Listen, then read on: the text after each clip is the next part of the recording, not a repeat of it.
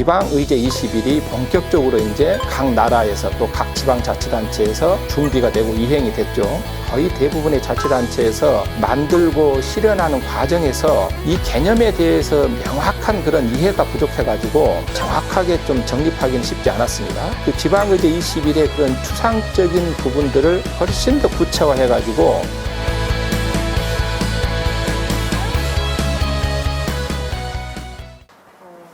먼저 교수님께서 생각하시는 지속 가능성과 지속 가능 발전이란 무엇인가요? 예.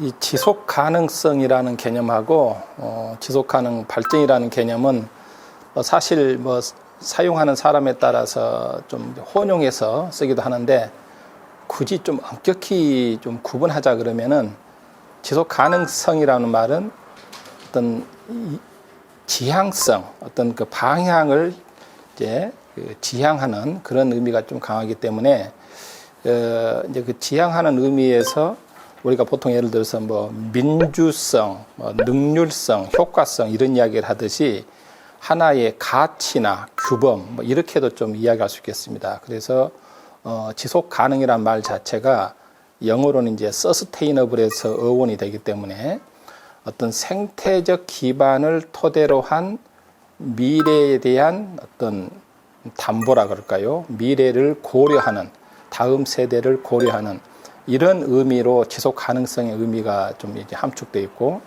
지속 가능 발전이라 그러면은 결국은 이제 우리가 발전의 의미가 사람에 따라서 여러 가지로 쓴다는 말이죠.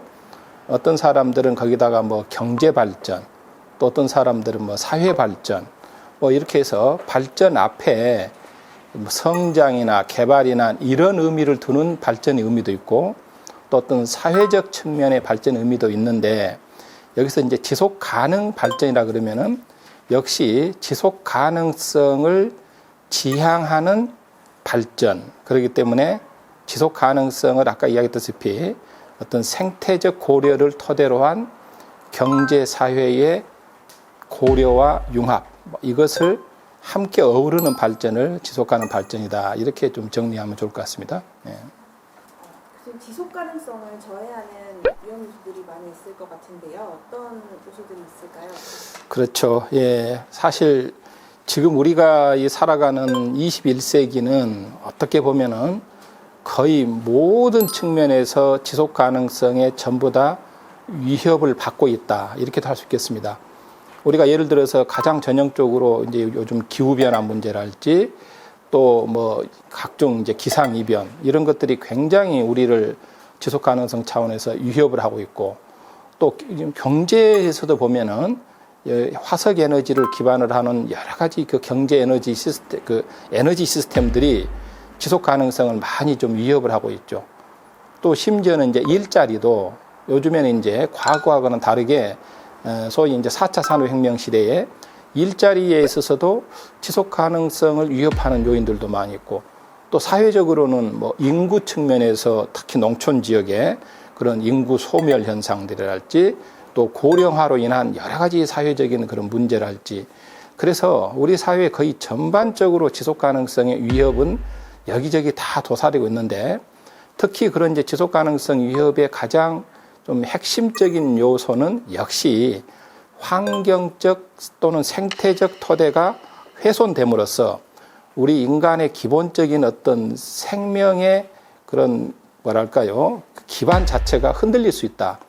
요즘에 바로 이제 코로나19 문제도 어떻게 보면은 이 바이러스라는 것이 인간에 의해서 어떻게 보면은 전파되는 거잖아요. 그런데 바로 인간이 어떤 야생 동물이랄지 그런 어떤 그 남획이랄지, 그래서 어떤 생태계의 지나친 남용이랄지 파괴랄지 이런 과정에서 야생 동물로부터 바이러스가 이렇게 인간으로 옮겨왔다, 이렇게 이야기하는 것이 요즘에 또 이제 많은 이 전문 학자들이 그 바이러스의 원인을 거기서도 찾고 있죠. 그래서 지금 우리가 바이러스 때문에 전 인류가 이렇게 고통받고 있는 것도 가장 전형적인 환경과 연결된 지속 가능성 위험 요인이다, 이렇게도 할 수 있겠습니다. 네. 2015년에 유엔이 채택한 지속 가능 발전 목표가 갖는 의미는 무엇일까요?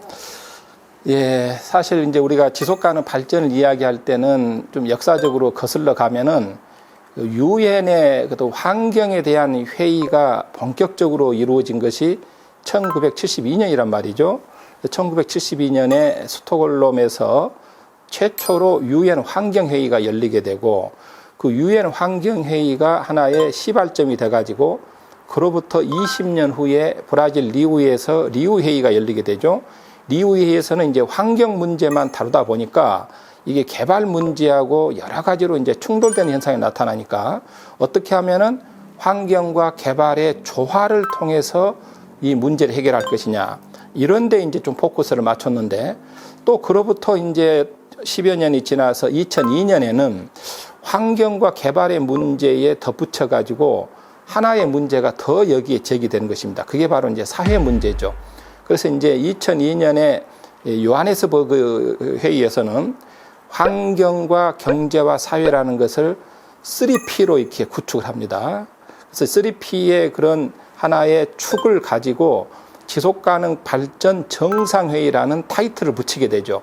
그래서 본격적으로 유엔에서는 2002년부터 지속가능 발전의 개념이 유엔의 회의에 중요한 이제 타이틀로 등장하게 되고 또 그로부터 이제 좀 지나서 2015년에 이르러서는 이 지속가능 발전 개념을 좀 더 구체적으로 실현할 수 있는 목표들을 제시하자. 그래서 바로 그게 UN SDGs다 해서 지속가능 발전 목표 17개를 이제 도출해내죠. 그래서 이 17개의 목표는 아까 그럼 3P의 환경, 경제, 사회라는 3P에다가 2개의 P를 더해서 평화라는 피스와 파트너십이라는 또 하나의 P. 그래서 총 5개의 P. 그래서 5개의 P의 가치를 지향하는 그런 어떤 이제 지속가능 발전의 목표를 제시하는 것이 유엔 이제 지속가능 발전 목표다 이렇게 이야기할 수 있겠습니다. 네. 그렇다면 과거에 지방의제 21과 지속가능 발전 목표 2030은 어떤 차이가 있을까요? 리우 회의에서 의제 21이 유엔 회의에서 채택이 되죠. 그게 바로 이제 아젠다 21. 그래서 이 유엔의 의제 21은 어떻게 보면은 그 당시에는 21세기를 준비하는 상당히 좀 추상적이고 아직은 좀 뭔가가 좀 구체화가 되지 않은 하나의 헌장 정도의 수준으로 의제 21이 선포가 됐습니다. 그래서 이제 그 의제 21에 기반해 가지고 거기에 이제 지방 정부의 역할을 강조하는 부문에 그걸 토대로 해가지고 로컬 아젠다 21. 그래서 중앙 정부 차원의 노력과 함께 지방 정부 차원의 노력이 동시에 필요해서 지방 의제 21이 본격적으로 이제 각 나라에서 또 각 지방자치단체에서 이제 이게 소위 말하자면 준비가 되고 이행이 됐죠. 그런데 이제 이 지방의제 21이라는 것이 이제 우리나라에서도 거의 대부분의 자치단체에서 이것을 이제 만들고 실현하는 과정에서 이 개념에 대해서 명확한 그런 이해가 부족해가지고 과연 뭘 지향하는 것이고 구체적으로 어떻게 하는 것이 일의 방법에 있어서 가장 지방의제 21이 실현하고자 하는 목표 실현에 적합한 것이냐. 이거에 대해서 지역마다 굉장히 많은 어떻게 보면은 좀 혼란이 있었습니다. 어떤 지역은 좀 환경 의제 중심으로 하는 게 맞다. 어떤 지역은 좀 폭넓게 하는 게 맞다. 또 어떤 지역은 행정이 좀 주도해야 된다. 또 어떤 지역은 아니다. 민간이 이건 주도해야 된다. 뭐 이런 식으로 해가지고 지방의제 21 자체에 대해서 굉장히 많은 논란들이 있었고 그거에 대해서 정확하게 좀 정립하기는 쉽지 않았습니다.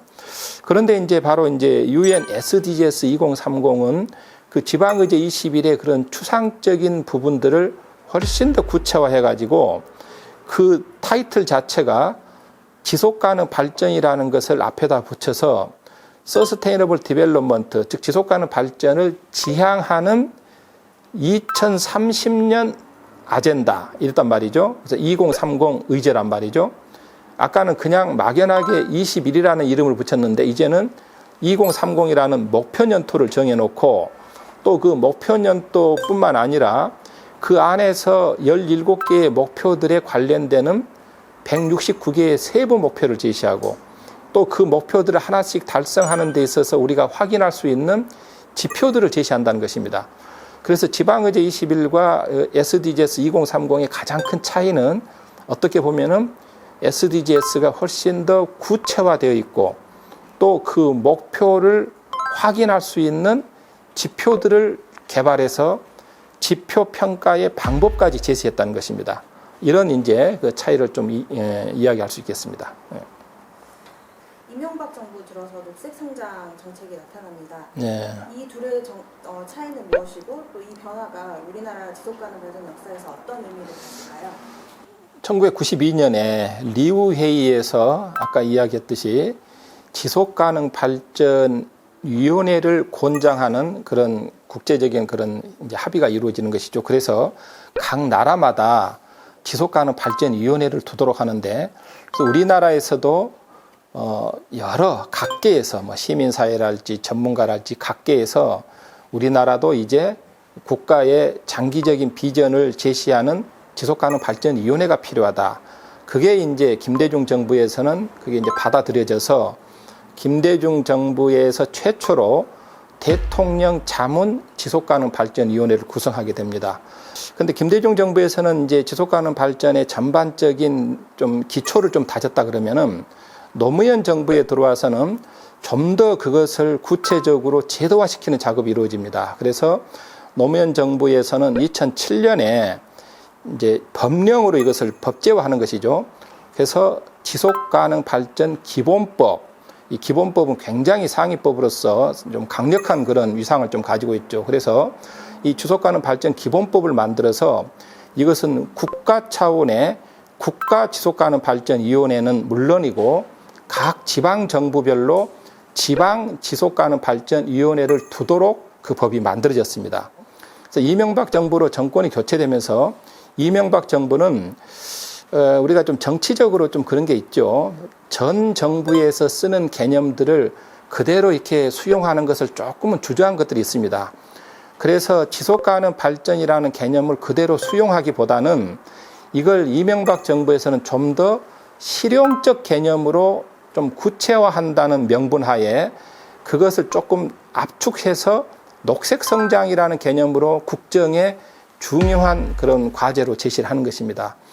그런데 이제 이 녹색 성장 정책이 지속가능 발전 정책과 그러면 어떻게 다르냐? 잘 아시다시피 지속가능 발전 개념은 훨씬 더 포괄적이고 좀 더 그 규범적인 개념이라고 할 수 있겠습니다.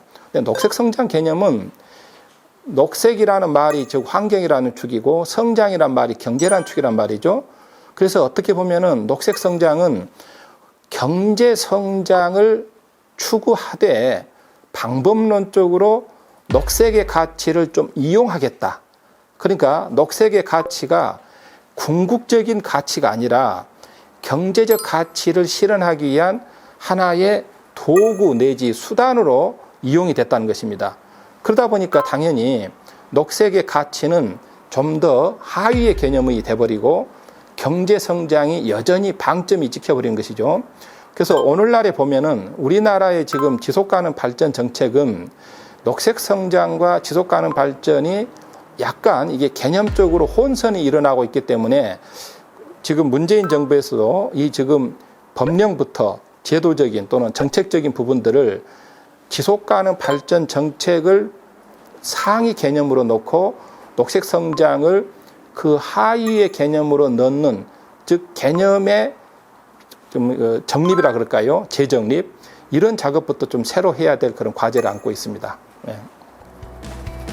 협의회라는 구조는 말 그대로 아까 거버넌스의 전형으로서 여러 다양한 사회 주체들이 함께 모여서 머리를 맞대고 논의하고 수기하고 거기서 공동의 어떤 목표를 도출해내는 그런 형태의 그런 조직 구조가 협의회 구조란 말이죠.